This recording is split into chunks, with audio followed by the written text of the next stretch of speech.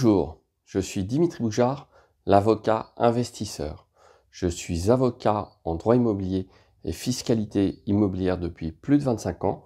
Je suis également investisseur immobilier depuis plus de 20 ans et je suis conférencier dans de nombreux séminaires immobiliers. Aujourd'hui, dans cette vidéo, nous allons voir ensemble les 8 dangers de l'investissement immobilier. C'est parti!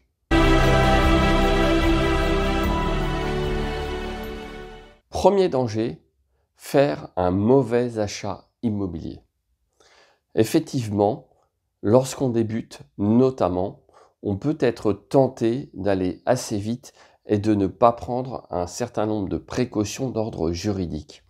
La loi est venue renforcer toutefois les droits des acquéreurs potentiels en obligeant, notamment lorsqu'il s'agit d'un achat d'appartement en copropriété, le vendeur à fournir le règlement de copropriété et les 3 derniers procès-verbaux d'assemblée générale, entre autres documents. Mais encore faut-il les lire. Donc faites bien attention à ça. Ces documents regorgent d'informations qui pourront vous être fort utiles. Autre écueil lorsque vous risquez de faire un mauvais achat, c'est d'oublier de prendre conseil auprès de votre propre notaire.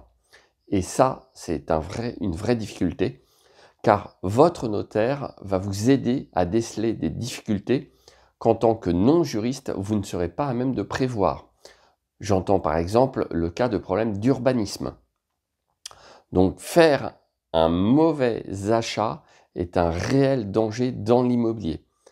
Pour l'anecdote, lorsque j'ai débuté dans l'investissement immobilier, j'ai voulu acheter un appartement près de Lyon. J'ai fait une proposition sur un appartement avec une grosse remise, 30%, et mon offre a été immédiatement acceptée. À l'époque, il n'était pas nécessaire de fournir les 3 derniers PV d'AG, mais je les demandais quand même, puisque j'avais la chance d'être tout de même un petit peu informé. Et quelle n'a pas été ma surprise en lisant ces PV d'AG de voir que justement 3 ans auparavant, on évoquait la probabilité que la commune rachète l'immeuble pour le raser en partie et faire un espace vert. Autant vous dire que ça aurait été un très mauvais achat pour moi, puisque certes, j'aurais peut-être obtenu une indemnisation, mais quelle perte de temps, d'énergie et surtout d'argent. Donc faites bien attention lors de votre achat.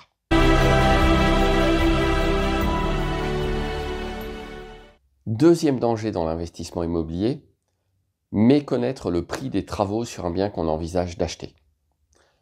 En effet, en sous-estimant les travaux, vous risquez de vous retrouver en difficulté financière puisque vous n'aurez pas adapté votre crédit ou tout simplement la trésorerie que vous auriez pu prévoir dans ce cas. De la même façon, si vous n'êtes pas expert en travaux, vous risquez de passer à côté de certaines choses. Par exemple, une toiture qui semble en bon état, mais qui en réalité est à refaire dans un immeuble de rapport. Donc faites bien attention à ça, évaluez correctement vos travaux à l'achat et au besoin, faites-vous aider. Troisième danger dans l'investissement immobilier, le coût des charges de copropriété.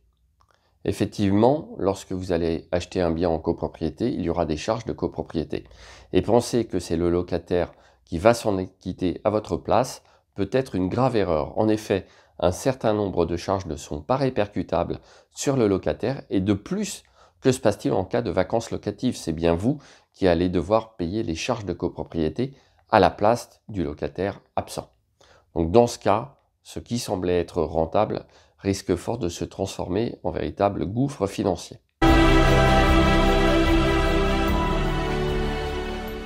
Quatrième danger dans l'investissement immobilier, les loyers impayés. Évidemment, les loyers impayés constituent un risque inhérent à l'investissement immobilier. Toutefois, on peut s'en prémunir d'un point de vue juridique, notamment en souscrivant une garantie de type Visal ou encore en souscrivant ce qu'on appelle communément GLI, c'est-à-dire garantie loyer impayé. Faites bien attention lorsque vous allez souscrire ce type de garantie ou la souscrire via une agence immobilière à faire en sorte que les locataires que vous allez sélectionner remplissent les conditions pour que la garantie loyer impayé fonctionne. En effet, si par exemple la garantie loyer impayé impose que le locataire gagne 3 fois le montant du loyer, cela ne fonctionnera pas si vous avez pris un locataire qui gagne moins de 3 fois le montant du loyer. Et alors même que vous aurez cru être couvert, ce ne sera pas le cas.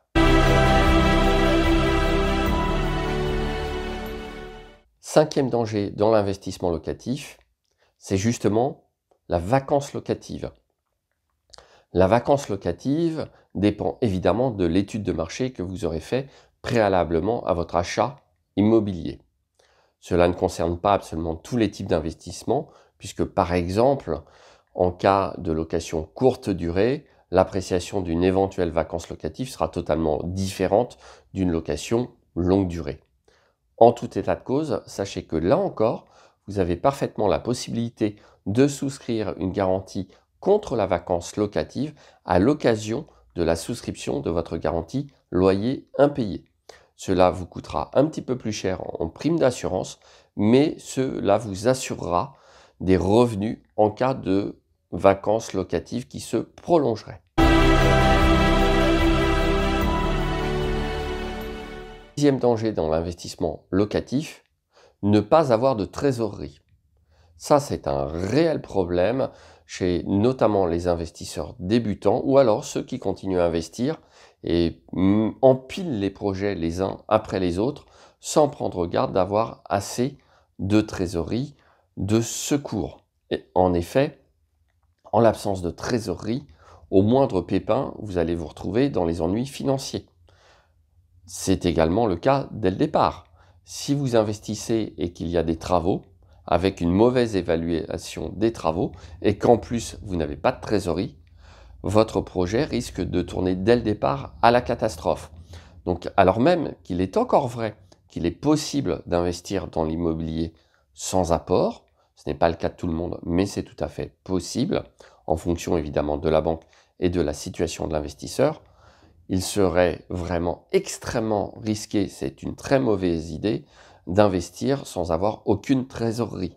Je vois régulièrement des investisseurs poster en disant qu'ils vont faire un crédit à la consommation pour couvrir l'apport qui leur est demandé, et j'en déduis qu'ils n'ont pas de trésorerie. C'est extrêmement dangereux et je ne peux que vous déconseiller de procéder de cette façon.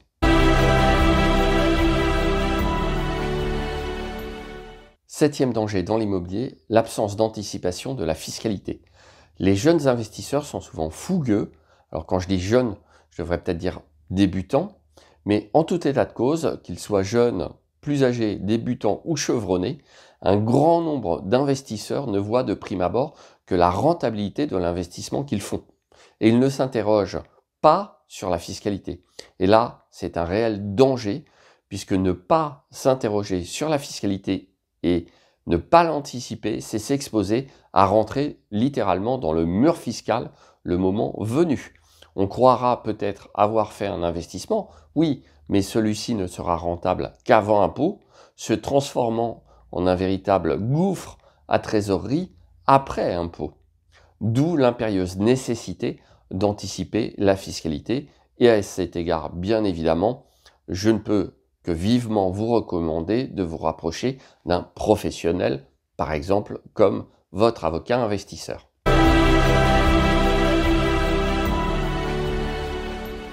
Huitième danger dans l'investissement immobilier, l'évolution de la législation. L'investissement immobilier est un domaine extrêmement complexe dès lors qu'on s'intéresse de près au juridique. On va avoir des contraintes pour acheter, on va avoir des contraintes pour vendre, on va avoir aussi beaucoup de contraintes pour louer, on va avoir des contraintes pour récupérer son bien. Et à chaque fois, ces lois sont remises en question au fil des gouvernements.